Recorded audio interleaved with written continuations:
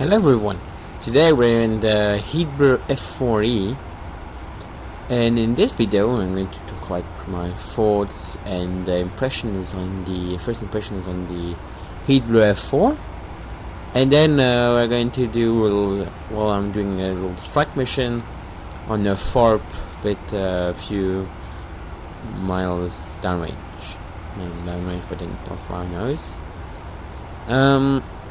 I'm going to prepare my weapons. So yeah, firstly, the overall textures are really good, but because the cockpit is really dark and there are a lot of nooks and crannies, you may want to increase your gamma like I did. I went from 1.6 to 2, and then also always have your light on, or it's really hard to see. So here I'm going to start with the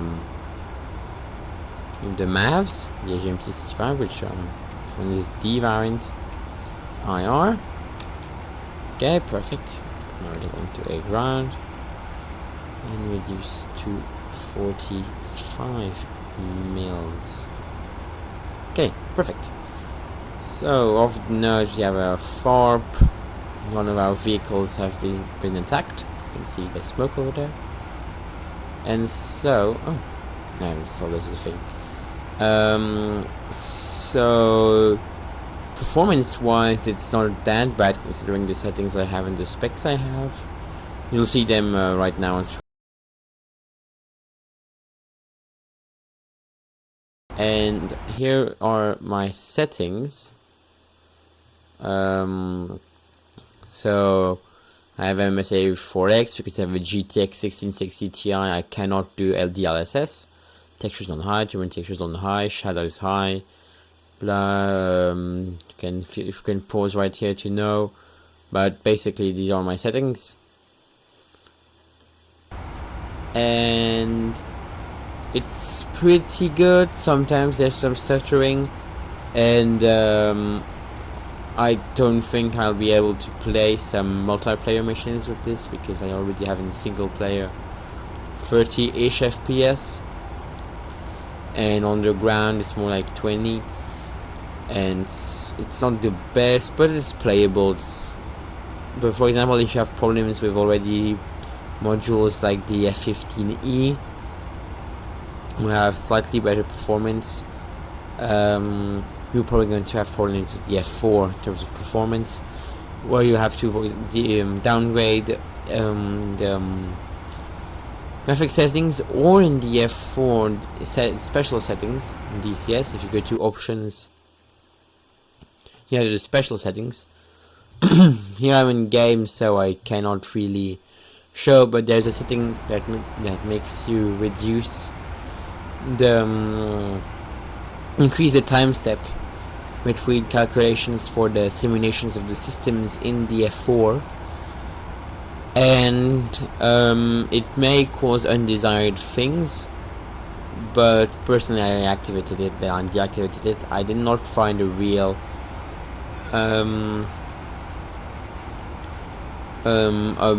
improvement in performance, so it's probably system based. I am running the multi-threading preview version, and overall it's really good. Also one of the big advantages is that the training missions are really comprehensive. They're really easy, well explained, concise, and there's a manual that comes with it to easily be able to learn. So here I've locked up part of the FARP. I'm going to launch. Okay, rifle. Defend. Also, one thing I really like about the F4 here in DCS, that it feels raw, analogous, not analogous, but analog, that's the word. And it differs from other Cold War modules such as the Mirage F1 that I've played, since that this module, the flight model is much more realistic, and it's really nicely made. You really feel the plane with your stick. The lag in the input, it's really helps with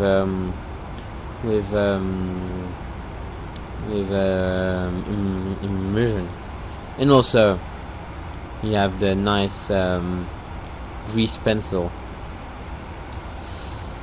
You can do art on your canopy.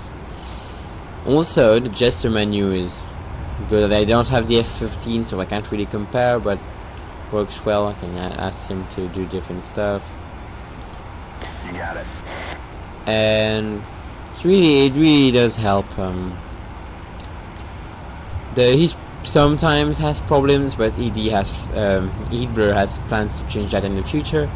Because, for example, there's a target that can be definitely seen on the screen, but he can't see it. That's why, for the moment, Heatblur have put special Wizard commands as the pilot seat, so you can do it for him. It's especially useful when using the Pave Spike targeting pod. And but in general, he works well. He can also do navigation, and sometimes he'll do something like context-based things, such as, for example, he'll ask you if when the fuel starts to turn low.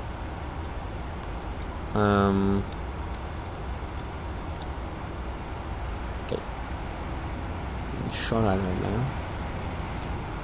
Very defensive. Also, one thing that really helps with immersion is the new crew chief that you discover when doing the training missions. He works really well and really adds to the immersion. It's not mandatory, except if you really want to do the tests as a real F4 pilot would do. If you want to do the bare bones startup, you don't really need him.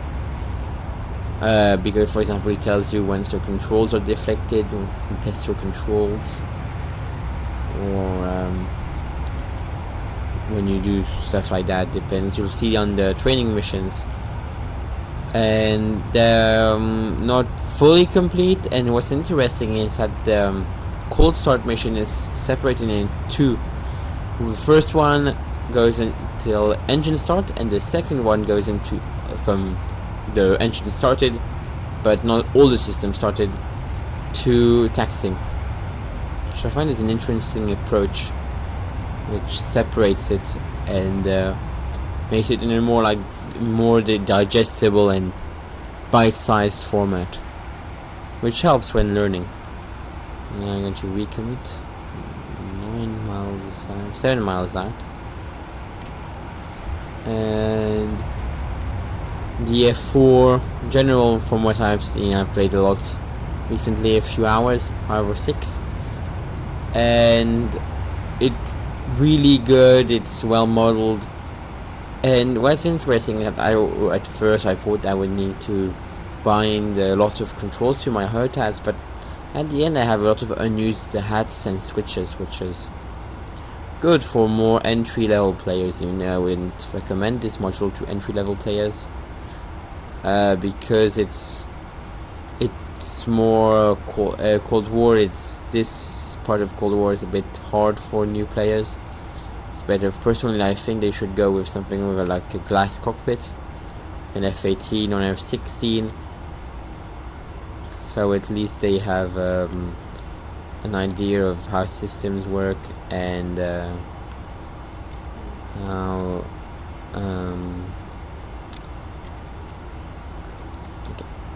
still can't do it. Really incompetent to take my distance. That was way too close for comfort. Let's go full afterburner. The afterburner sound makes it easy to see if you're an afterburner. You also have a click of a detent in going into afterburner. You can kind of hear it. And the RWR works well. The systems on the plane are really well modeled. You can see at which point the radar is bad, because it is. They had to put it in a smaller space because they had to add the gun, and so it's less powerful than the original F4 radar. So it struggles to lock targets easily, and Yes, but try dogfighting, but it's really not my dogfighting. Really is not my thing. Even in the only plane where I'm good in dogfighting is Mirage 2000. But yes, in a flying brick like the F4 against the MiG-21, really not good. For the third time now, I'm going to recommit. The overall radar, I still didn't use the pace spike on all the weapons. For the moment I've only used dumb bombs and rockets right now, and it's pretty easy for the most part. Obviously the plane has its quirks and features, but once you get the hang of them, also on performance, then the TV is on with the Mavericks, you have a slight performance downgrade. That's what I've noticed at least, and it's probably because the game has to render more space in another method as perfect lock. Rifle to defend and to put the rockets to the attack. And basically the flight model is really well made. I'm not a F4 pilot, but it looks really accurate to what the real F4 would do. And also the wing vapors, I've talked to other people about it, the wing vapors are really nice. They all say the same thing, that the wing vapors, you can see the wing vapors going between the slats when they extend, and that's really nice to see. Let's try to see what I'm going to go into outside view, and yeah, you can see it. Go outside. So now I went into the bridge, I see. So now we're going to do an attack with rockets.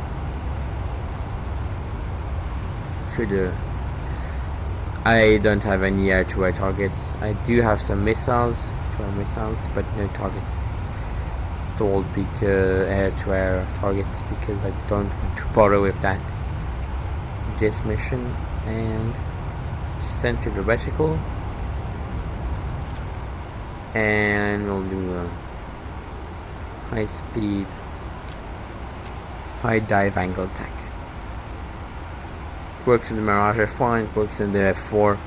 When we don't have luxuries like CCIP, it changes a bit. Because I transitioned from, I always had glass cockpits before, because I think that I prefer them for modernity. Okay, there is our target. We should have prepared before, and